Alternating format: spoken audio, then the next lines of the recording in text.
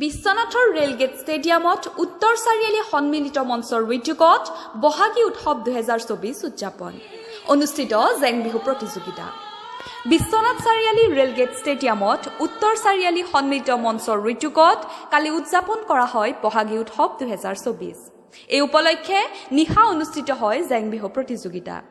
প্ৰতিযোগিতাৰ শুভ উদ্বোধন কৰে বিশিষ্ট সমাজসেৱক তথা মঞ্চৰ সভাপতি অকন শইকীয়াই। অনুষ্ঠানত কাৰ্যকৰী সভাপতি নিৰঞ্জন হাজৰিকাই মঞ্চৰ বিভিন্ন উন্নয়নমূলক কাৰ্যকলাপৰ বিষয়ে উল্লেখ কৰাৰ লগতে প্ৰতিযোগিতাত অংশগ্ৰহণ কৰা দলসমূহক শুভেচ্ছা জ্ঞাপন কৰে। আগুৱাই নিয়াৰ নিৰন্তৰ প্ৰচেষ্টা আমাৰ যি এই অঞ্চলৰ এটা পিছপৰা অঞ্চল, এই অঞ্চলক আগুৱাই নিয়াৰ ক্ষেত্ৰত আমি কাম কৰি আহিছোঁ। তিনিগৰাকী বিচাৰক ক্ৰমে প্ৰদীপ বৰুৱা, অচ্যুত চুতীয়া আৰু অৰ্চনা বৰাই অংশগ্ৰহণ কৰা প্ৰতিযোগিতাত অগ্ৰগামী জেং বিহু দল, গগনা জেং বিহুৰ দল, কুঁহিপাত জেং বিহুৰ দল, খেৰেজু জেং বিহুৰ দল, ৰাংঢালী জেং বিহুৰ দলে বিহু প্ৰদৰ্শন কৰে। বিজয়ী দলক একোখনকৈ মানপত্ৰ, বঁটা আৰু নগদ ধনৰ মালনি প্ৰদান কৰা হয়। অনুষ্ঠানৰ আঁত ধৰে প্ৰধান সম্পাদক বসন্ত বৰা, সম্পাদক কন্দৰ্প হাজৰিকা আৰু পুলক হাজৰিকাই।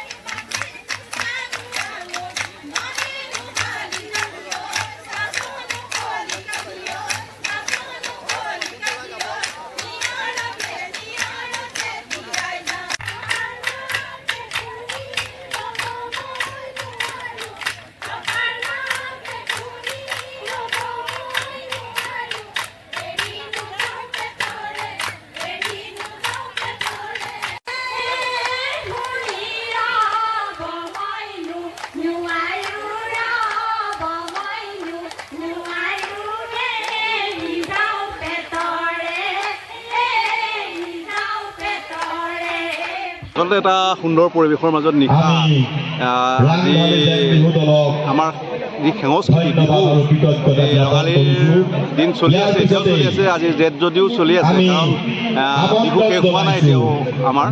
তাৰ মাজতে আমি আমাৰ সংস্কৃতি জীয়াই ৰাখিব লাগিব আৰু উত্তৰ চাৰিআলি সন্মিলিত মঞ্চই এইবাৰো কাৰ্যসূচী হাতত লৈছে।